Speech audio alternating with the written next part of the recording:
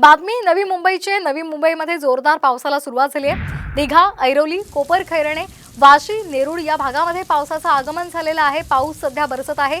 गेल्या अनेक दिवसांपासून नवी मुंबईकरांना जोरदार पावसाची प्रतीक्षा होती। पावसाने आता जोर धरलेला आहे आणि त्यामुळे आता नवी मुंबईकर सुखावले।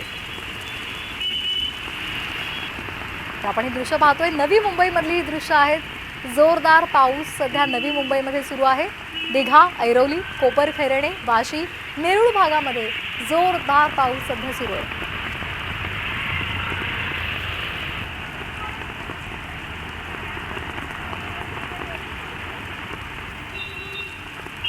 राज्यामध्ये हवामान खात्याने मुसळधार पावसाचा इशारा काही ठिकाणी दिलेला आहे आणि नवी मुंबईमध्ये सुद्धा जोरदार पाऊस होतोय। रत्नागिरीत सुद्धा मुसळधार पाऊस सध्या पडताना पाहायला मिळतोय।